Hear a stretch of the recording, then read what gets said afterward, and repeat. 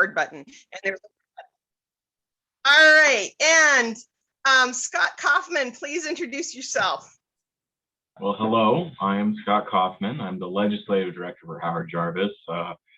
That's a fancy word for the registered lobbyist for the organization. I'm the one that supports and opposes bills over in the state capitol and talks with folks like you. So I guess do you just want me to get rolling, or do you want to ask questions, or how do you want to start this?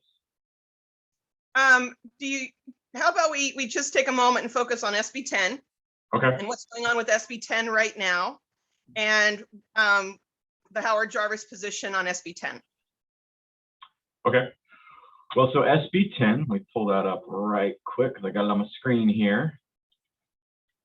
SB10. So I guess I'll start by saying SB10 is a bill that we oppose, which is, you're probably not surprised since I'm speaking to you today about it.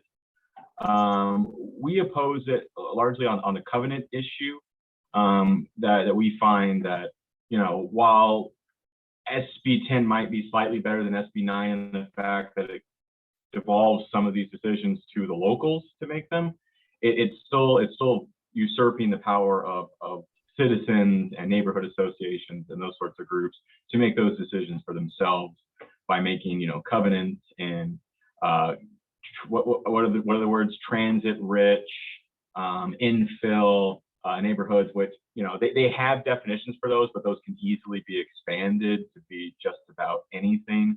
You know, I'm actually moving to Citrus Heights, and my home is going to be in an infill neighborhood. And I wonder if we qualify and if my covenant is going to be voided. So that's, you know, it's a concern for everybody.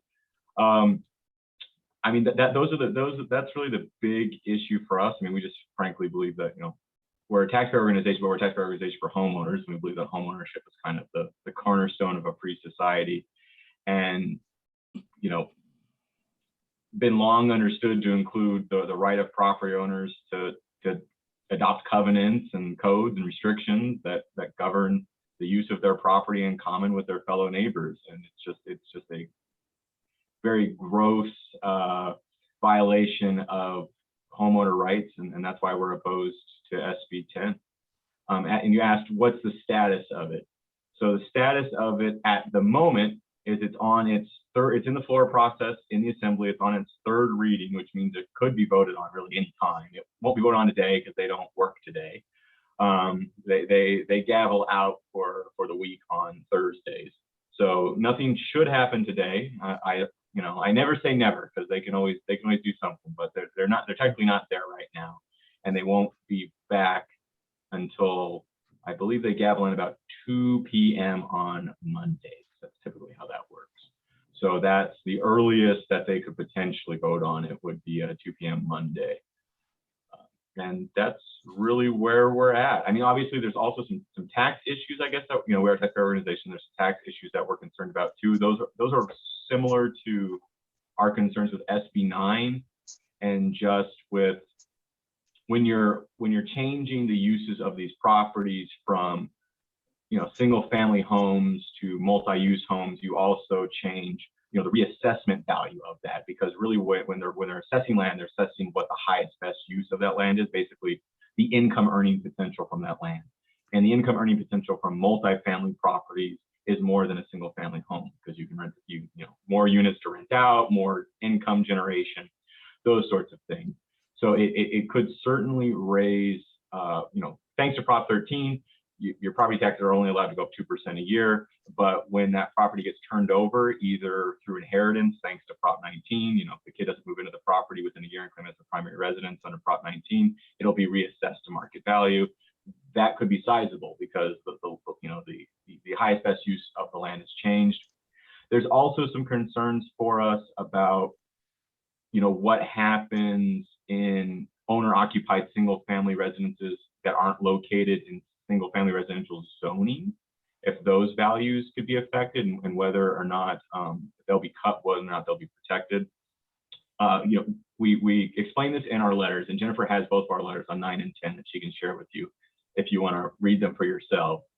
But the scenario we give in that is the likely scenario for a triggered reassessment. And I'm just going to read this to you because our lawyers wrote this and they're smarter than I am on this stuff. But the The likeliest scenario for a trigger reassessment would involve properties that have received a decline in value reassessment under Proposition 8. So Proposition 13 says your property can't go up 2% a year. What happens in a recession or whatever, your property goes down? What are your rights as a homeowner? You can file for a decline in value reassessment, and the assessor is supposed to look at, do the comps and all that and decide, oh yes, the value of your neighbor, the value of the homes in your neighborhood has gone down. We're going to reassess your property taxes down. But in a hot real estate market, that you're likely not to see a decline in value. But what about if inflation and all those sorts of things, recession happens, properties can see a Prop 8 decline in value. However, this could become a significant issue for many people if there was a sharp decline in the real estate market, but Prop 8 could potentially be negated if an assessor refuses to acknowledge a decline in value because the property would be worth more as multifamily housing. So your house could lose lose value. Hopefully not significantly. Hopefully we don't see another crash like 2008. But it could be the difference for you. It could be on the ability to make your payments or not. And they'll say no. While your single family home may have declined in value, the land underneath it is worth much more as multifamily housing. So no, it's not. Overall, it's not really a decline in value. We're not going to give you a decline in value. You're going to still pay your property taxes as they were, and that could be a significant hurdle for folks, especially low income folks, seniors living on a fixed income. It could be really problematic for them, and that's a concern we have with both SB9 and 10, because that's just simply what happens when you say this used to be single family home only, and now it's multi-use, and what is the value of this land now because of that? And that's really about it, I think, but I'm obviously happy to answer questions. And I'll pull up SB9 real fast, just to let you know what its status is. So it's still in appropriation. So it's still got a little bit further to go than 10. So 10 is the one that is probably of most concern to you right now, which I'm sure you already know, since you're have me here talking about it. So I'll stop and let anyone ask me questions that may have questions, or just tell me what they think. Yep, let's open the floor up. I think the room is small enough we don't have to do a formal Zoom raise a hand. Just either visually put your hand up or just start speaking. All right, I'll go first. In that case, have we seen in other states this kind of triggered reassessment where local taxing authorities decide that because, well, like for example, Minneapolis has done this, Portland has done this. Have we seen them pull these kind of tax shenanigans? Do we have an example to point to? You mean with the decline in value reassessments or that sort of thing? Or even just reassessing the property at a higher rate due to the highest and best use, either or. I can't speak to it specifically in Portland or Minneapolis, but I would say that that's a pretty common way of assessing the value of land. I think that's pretty standard. It's just what is the highest best use of this land. That's typically how they're assessed for those purposes. And when it's single family only zoning, it's very easy. It's just what is the value of the single family home in comparison to other homes in the area. But if the land could be used for something else, because it's zoned that way, industrial, commercial, whatever it is, that is taken into consideration when it's reassessed. So if you have a single family home on something that could be a Walmart, you got land and it could be zoned for Walmart. Walmart has a lot more income generating potential and land value than your single family home. Even though you may disagree, being the owner of that single family home, it's worth much more to you, but not in the eyes of the highest and best use of the land. If I could follow up on that, so what it means essentially for Sacramento and the city of Sacramento is that if the R1 designation goes away, will that allow the assessor to take a second look at everyone's property and give them an excuse to raise taxes? So, well, thanks to Prop 13, they can't do that because Prop 13 has you locked in at 2%, no more than 2% a year. So when you bought your house, you paid 1% of the purchase price, and then it can't go up more than 2% a year. It can go up less than that. It's no more is the cap, right? It can go up less, but it typically goes up 2% a year. So just for the purposes, assume you're going to get about a 2% a year reassessment. But the concern is when the property changes hands, I think is where the concern is going to be, because the value of it could increase exponentially because it's worth more as something else. All right. Yes, sir. This is Bill Hoover. This is kind of the area that trouble. Well, there's 2 or 3 things that trouble me about 9 and 10, but also about the 2040 plan. But about 9 and 10 in particular, and even with 2040, is basically the abnegation of responsibility of us for our own property. In other words, we take, these are legislators who are supposed to be responding to the will of the people, and yet we're eliminating public review. We're, with all this falderall about environment, we're eliminating CEQA, and in Sacramento in particular, they pretty much decimated the planning commission or the planning department. The design and review, it's essentially, to my opinion, this is me personally talking, I consider it to be a joke because they've reduced it to a ministerial function practically, even though on the books there are certain standards. But getting back to the tax issue, the Prop 13 part is really troubling to me. And I'm assuming, or I hope that, have you worked with Caltax at all on this, Scott? We've talked with Caltax, but we kind of go our own way on a lot of things. And Well, have you read Dave Doerr's article that he, okay. yes, that caused quite a bit of heartburn with our members, and was one of the reasons we sent our SB9 letter, was where we were concerned. Well, And that kind of lays out our response to that. And once again, Jennifer has that letter. You can read it in full, and it kind of explains our response to that article and what we think could happen under SB9 and where the concern is. I will again say that I don't want you all to be, you should be concerned about these bills, obviously, because there's lots of local control and the character of your communities and that sort of thing.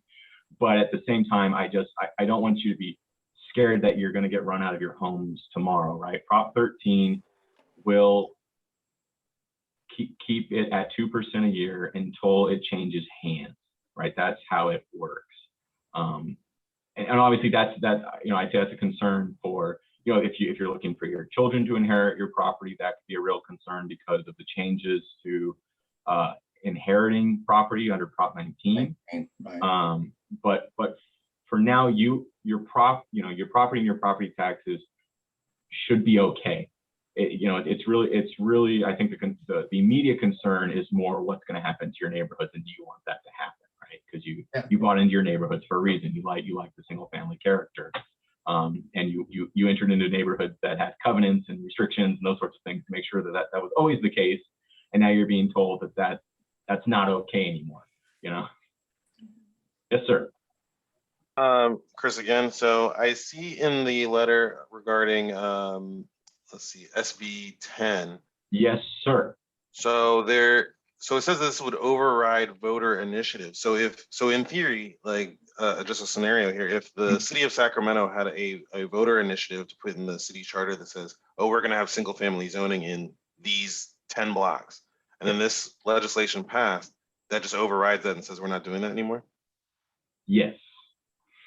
Does that run into some kind of like constitutional or something? That seems a little constitutionally suspect to me, but I'm not an attorney, so. Well, I go ahead, Scott, but I would say comment as an attorney, and I'm not a specialist in this area, and I'm pretty much retired by now, but. Well, go ahead. I am not an attorney, so go ahead.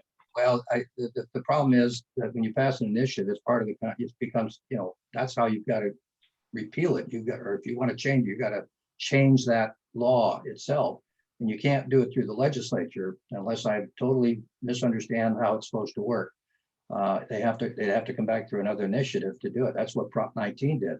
It pretty much kind of took care of it, came in the back door and wiped out, promised one thing, but delivered something a little different. So yeah, I'd be a little concerned about that too. It just seems to be a little constitutional grab. The problem is if they enact it and then move forward, then you got to fight it. And then who's to say what's going to happen? So go ahead, Scott. Yeah, but I would say that yes, the language of the bill does allow it to supersede local initiatives. I'm trying to find the exact language to read to you in the bill,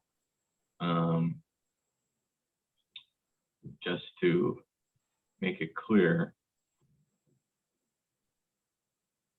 So it says, so basically what would happen in the situation of SB10 is that it wouldn't automatically supersede a local initiative, but it would empower your city council to override that initiative if they felt like it violated SB10 or it was given that authority. And it's from what I'm hearing about the Sacramento City Council, that's a possibility that they would override your local ordinances. And it just says, if the ordinance supersedes any zoning restriction established by local initiative, the ordinance shall only take effect if adopted by a 2/3 vote of the members of the legislative body. Well, and I can assure you that Assemblyman McCarthy is much in favor of it. I attended a community forum where he spoke, and his attitude, basically, he with people talking, and they were trying. These are folks throughout the state, and there probably were 50 to 75 people in attendance, but they weren't on the panel and they weren't visible. And his primary concern was how many of his constituents were present, because most of the speakers from Southern California, San Diego, LA, and we had the moderator was from Sacramento. And that's one of the problems, that he basically said, look, I'm supporting this stuff all along. I'm going to continue to support it, but go ahead and tell me what you want to tell me.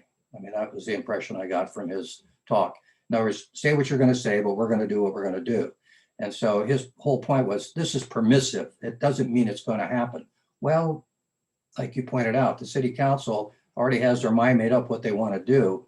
And so it's kind of a joke in a way. So and I guess let me correct. Jennifer, can I correct real fast? Just Go ahead, something I correct. said. That's fine. Yeah, let's keep it on the same point. Yeah, so I want to go back to the local ordinances. And so there are certain ordinances that doesn't allow them to usurp. And the line I read you was if those ordinances, like it doesn't apply to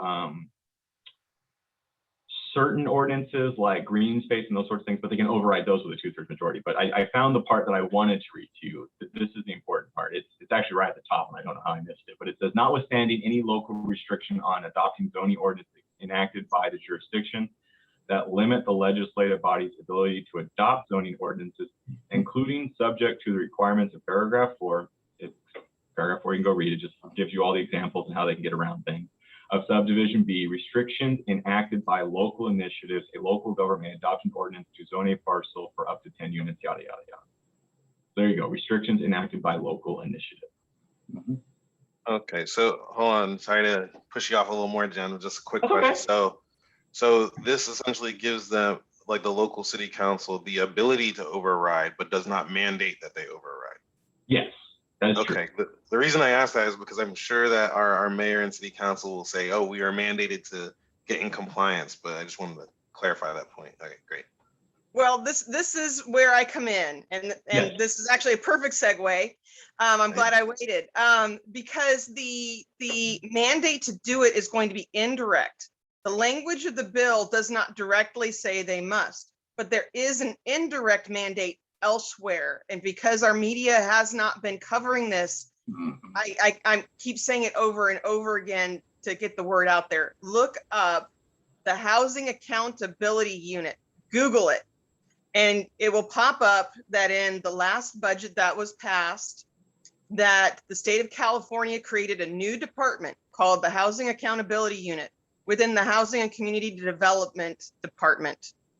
And the only purpose of the Housing Accountability Unit is to monitor city councils, the decisions they make about land use, and require that the city councils vote on land use the way the state wants them to.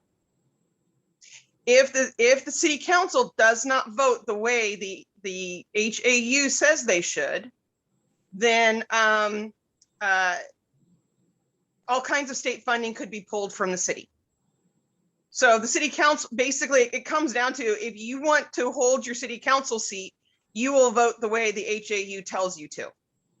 And if the HAU wants that voter initiative overridden, it will be so. 2/3 is nothing for that. When you're talking about withdrawing all kinds of states' funding from a city council to run their city.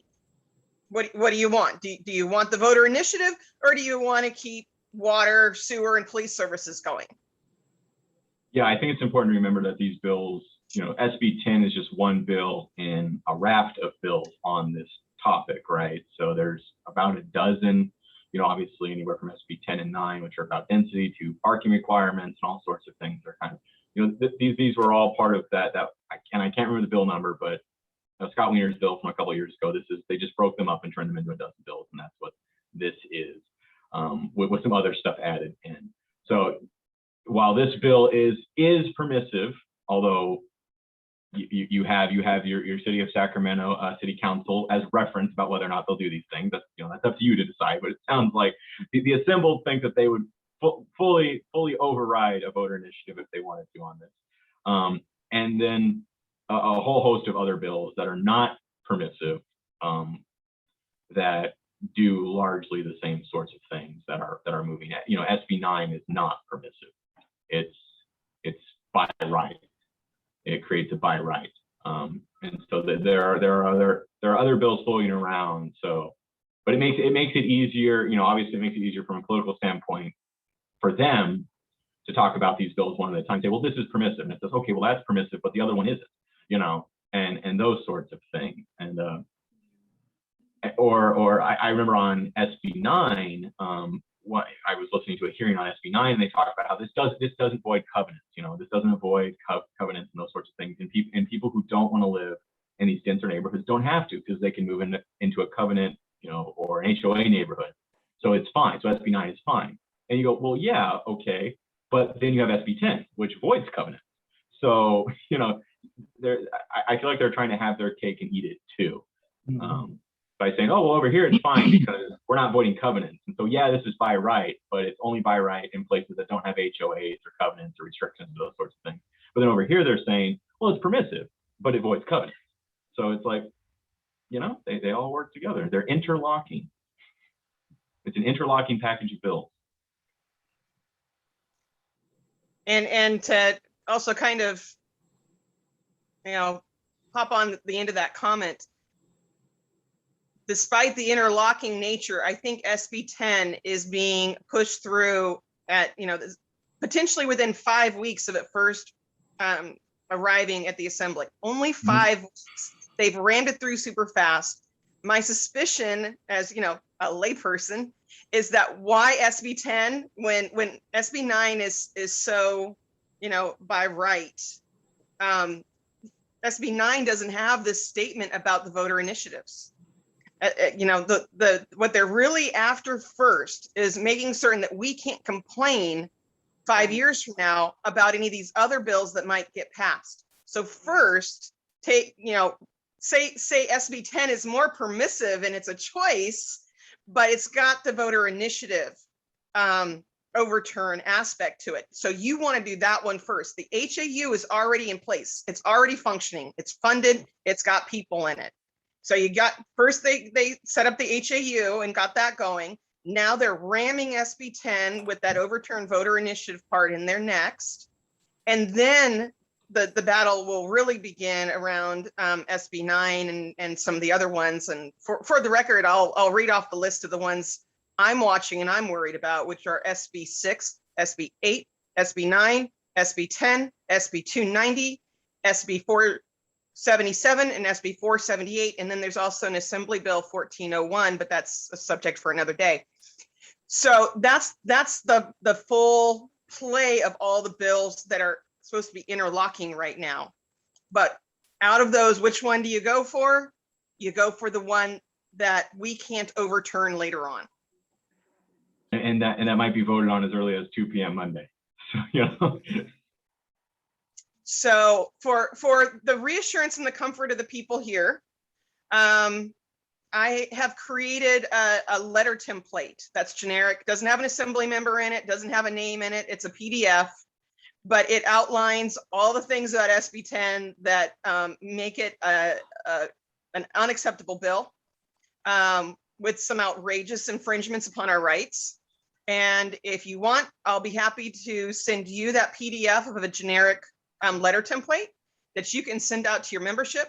Let's just paper our assembly members this weekend. Let's just get that word out there. Let them wake up to, each assembly member has 5,000 letters that look almost the same, and tell them that we really don't like this. So that is something that we can do, and I will help you do, and it's ready to go. So if with permission from Scott, I'll be happy to send everybody on this call a little email package with the position papers from SB9 and 10 from Howard Jarvis, the letter from, was that Dodd? I can make certain is in the package. And then I can also send the letter template about our concerns about SB10. And of course, the template is a template. If you don't like part of it, you can take it out. If you want other things in it, you can put that in, but it'll get you a good start and let you have some flexibility and not make you reinvent the wheel every single time. So yes, let's do something this weekend. And then Monday we can do a phone blitz, call into your assembly member, just sit there on the line and push it. But let's just try to raise as much awareness about this bill and the host of bills that we can to get people to watch. Thank Yes, you, Bill. Jennifer. This is a question, I mean, and this is kind of a sidelight in a sense, but I unless I'm missing something, has there been anything in the paper at all about 9 or 10? Like, I haven't seen anything. I mean, I haven't seen it either. where's investigative journalism or reporting? What the hell's going on? I'll take that one, Scott. I won't, I'll answer because that's a bit of a hot potato for you, but it's not for me. So, Bill, we're having this problem up and down the state. I've been coordinating with other activists all up and down the state. Honestly, we had a meeting one Saturday about why can't we get any press coverage, because people were trying to raise awareness and newspapers up and down the state would not cover it. Or if they would cover it, they covered it with a heavy bias in favor of the bills, talking about how it'll overcome racial redlining of the past, that it will create social equality, none of which is in any of these bills. People talk about, oh, it's the sudden glut of housing that's going to go on the market is automatically going to reduce the price of housing so that housing will be more affordable, which we also know from other cities and other places is a strategy that's never worked. Just because you build more of it doesn't mean the prices go down. So there are people who are very much in support of this, who think that it's going to suddenly help our housing crisis out when there's actually nothing in these bills. If you read the bills, there's nothing in the bills about creating affordable housing. There's no requirements for a certain amount of affordable housing. What people don't know without the press coverage is that in the financial crash of 2008, the state of California defunded its affordable housing program. And despite our budget surpluses in recent years, they have never reinstated their affordable housing program. So the state is kind of mandating this densification while not supporting any affordable housing programs or requiring affordable housing to go into these. So the majority of the development that's going to happen, because of, if you leave it to free market and you let financial institutions and developers build what they think, the free market encourages people to build at market or above market housing. And there is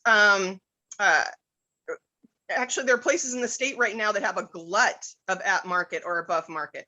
There is no housing shortage for at market or above market, but that's what our free market forces are going to do, is generate those. Where there is a true housing crisis in the state of California, everywhere, is in affordable housing. But there is no funding for affordable housing. There are no market forces encouraging affordable housing. These bills will not generate that. So why aren't news sources covering this, even though this is like really important information for everybody to know?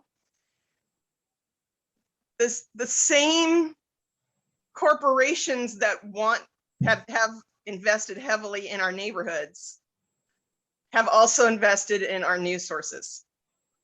So they aren't interested in really helping us know. It comes down, Bill, to you and me. You know, people who care, people who can network, who can organize, and who can read legal language, or find people who can read legal language, and just start talking about it all the time. Because right now, Bill, you and I, we're the investigative reporters.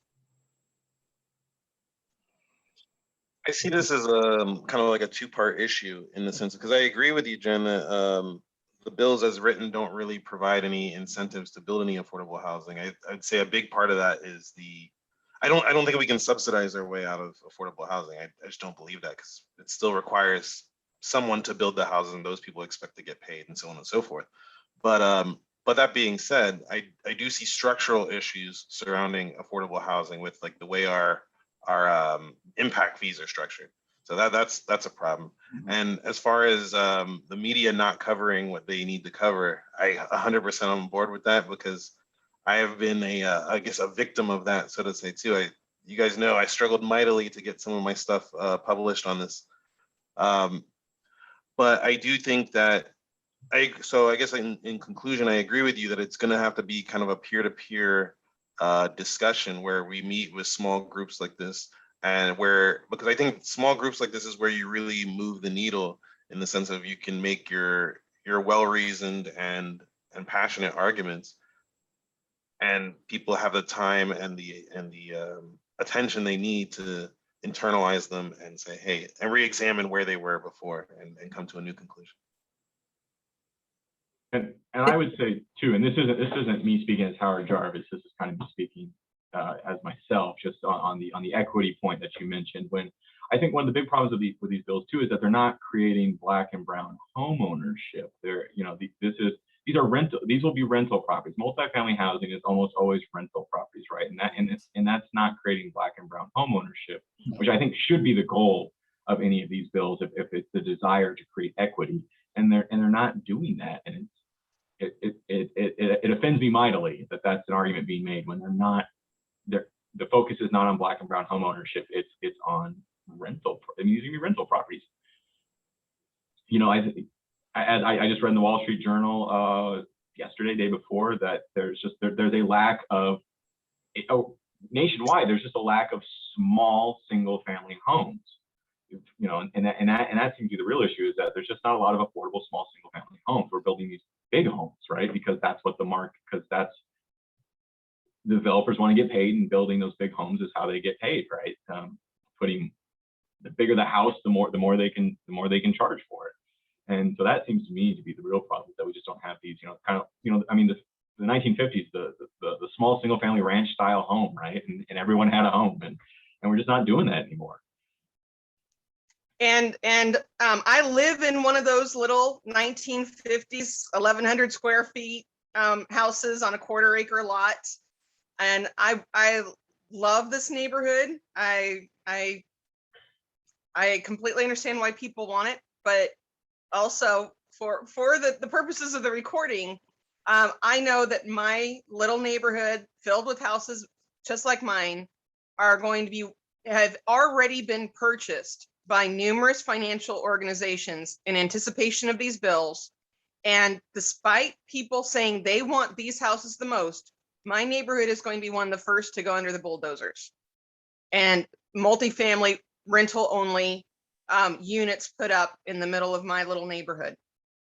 So that's a little bit why I've been working so hard on this. This is going to land on my front door and my neighbor's front door within the next 2 years. And I know those financial institutions that have been purchasing up this residential real estate are just literally chomping at the bit to get in here and stop having, you know, a single family unit with only one monthly rent coming in and turning it into a multifamily unit where they can have 4 or 6 rents coming in from the same property.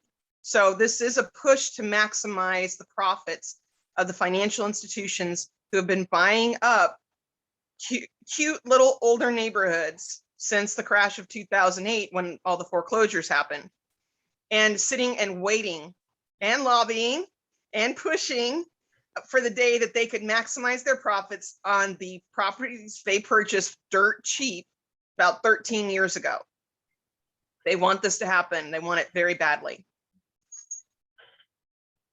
We need more, it feels like it's almost too late, but we need more forums where, not like the one that we had last week with Kevin McCarty, because there was no one to push back on all the erroneous nonsense that came out of his mouth. And we need someone to be able to, actually several venues where the sort of what's called a debate, where topics can be brought up and substantive comments can be made to refute the knee-jerk stuff that comes out of people's mouths. I mean, apparently, well, Reed and I have been leafleting a lot in the neighborhood, and normally people are receptive, but we've encountered people that just out and out say, no, I'm definitely for this. And I'm so tempted to press them on, why is it? Tell me why. And then suggest the worst case scenario where both of their neighbors decide to sell their properties or build their properties up to 6 units each or more, who knows? But I just don't understand why anyone could be for this. I'm definitely behind the idea of getting people into homes, into single family homes where people can raise kids and have backyards and for them to be affordable. But I just feel like this is so complicated, and just the very dissecting of the bills that formerly, I think all of it was in one bill, right? And what they've done is they've piecemealed it out, which seems so devious to me, in order to be able to pass them little by little until they have the totality of what they originally started with. So I don't know. I just wish there were more debates that we're in our little, we all agree more or less about things here. And that's been the way since we joined this conversation months ago, where there's few opportunities for people to state something. And if it's false, have it be refuted by someone else with data and science and, a means of making it intelligible. So anyway, sorry, I didn't mean to go off on everybody. We're all frustrated, Zoe. We're all frustrated. But I want to see those debates, Sorry, again. Other questions, other thoughts? Well, I would like to ask Scott, since we've got this, how can we use this meeting and an association or an affiliation with Maybe that's your group? Can we use your publications and in your documents in our outreach as we can? We're talking to neighbors, we put them in flyers that we're working with Howard Jarvis Group, or we associate with them, or how should we? You're on the same side, yeah. Those letters that Jennifer has are public record. We sent those to the legislature. Those are addressed to the bill authors, Tony Atkins and Scott Wiener. So those are public record. If I didn't give them to you, you could just make a Freedom of Information Act, or in this case, California Public Records Act request for them anyway. So they're public record. They're for you to have. So feel free to, if you like them, if you think they help, feel free to pass them around. We're on the same side on this. So the other side has taken our letters and criticized us on them. So why not have folks that were on the same side of actually say nice things about it? I'm for that. Okay. All right. I'm happy to help with that also. I have a couple of social media accounts and I'm happy to use them to this purpose also, if that's all right with Howard Jarvis. Get the word out there. By hook or by crook, if we're now the investigative reporters, but we have no recognized platform, then it comes down to flyers on people's doors and social media and working within our neighborhood systems to keep the information flowing and going. And I think we're kind of starting to feel a bit of a wrap up. I have a little, I want to double check and do a little summary, but anybody have other questions or something also before I kind of try to summarize our time together a little bit? No, go ahead. All right, so to think about the Howard Jarvis information is that there are concerns about property taxes with this multifamily unit approach. Prop 13, which is in the state constitution and not in a voter initiative, so city councils can't overturn it, should protect the average homeowner as long as property values are rising. Property values will not change drastically, not more than 2% in any given year until the house changes hands. However, there are concerns about what will happen in an economic downturn and when the property values drop, because, and we have to remember that cities hate it when that happens, because a major source of the city's funding is coming from our property taxes. So when our houses lose property, the city councils lose funding to maintain our services. That there's a chance that the city property assessors, when they are doing their property assessment, are going to look at each one of our single family homes. And even if we've chosen to keep a single family home on our single family lot, they could look at our property and say, well, but you could have 6 units on it. So your property is going to be assessed as though it could have 6 unit income from 6 units coming from it. So your property values aren't going to be dropping. Your sale price will drop, but your property tax amount won't drop. Did I get that one right, Scott? That's a concern we have, yeah, and that's as outlined in our SB9 letter. Okay, so that is the real danger, is that when you try to sell your house might only sell for 150 or 200,000, but your property taxes in a downturn could still be for a house that's $600,000. So you're going to be getting less in the sale, but your property taxes are going to stay up. So this is another reason why cities are very interested in this happening, because it will ensure they're a major funding source for them. So it's another reason why they would love to overturn voter initiatives to try to stop this, because it will dramatically impact their funding source in an economic downturn. So then people have concerns about, you know, where this is coming from, why we haven't heard more, where are all the supports for all of this? And the answer is us, and we're going to be working on that together and continue working together. And we have the chance to distribute Howard Jarvis information. We're happy to have Howard Jarvis to team with, to work together and get the word out and help people see the situation from many different points of view. And everyone who's in this meeting is going to get a little email package of things to distribute as soon as possible, please. This has to be a very grassroots weekend for all of us to just get that word out.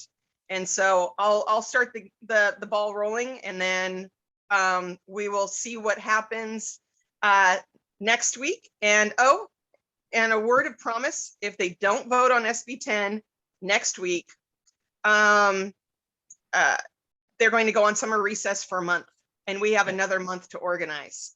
So that is also why we must push this weekend with a letter writing campaign.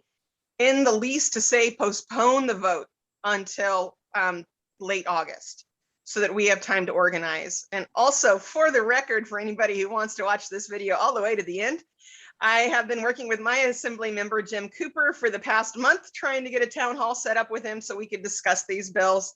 And I have received my second flat out decline to meet with any of his constituents to discuss these bills. I can speak with his legislative director, and I have, and he's a very nice man who writes down all of our concerns. However, he's not the man casting the vote. He's So not. go out there and push your assembly members to, say, vote no or vote recorded, postpone the vote, contact Speaker Anthony Urendon and tell him to postpone the vote. And that's kind of also in the little letter that you'll get just a little bit, but that's Speaker Anthony Urendon. And hopefully we'll make it through the week and we will live to fight another day. Hmm. Thank you all so much for coming. I am heartened to see you, and everybody has emails, and please contact me anytime you have any questions. Scott, is there an email people can reach you at, or should they reach you through me? No, they can email me directly. It's pretty easy. It's just scott@hjta.org. Excellent. You want him to say that again? I see hands writing. I'll put it in the comments for you. That'll probably be easier. Okay. Thank you. Thank you, Scott. Yes, thank you very much. And thank you, Jen, and everybody else. Thanks, Jen. I really Thank you. appreciate it. Thanks, You're Scott. very welcome. Let's keep talking about it, and let's do our best to make the state a wonderful place for all of us to live. Thank you. And Take care. thank you so much, Scott. Yeah. You've been wonderful. Really appreciate it. Thank you. Bye. Have a good one, Take everybody. care, everyone. Bye-bye. Bye. Bye. Oh, keep Jen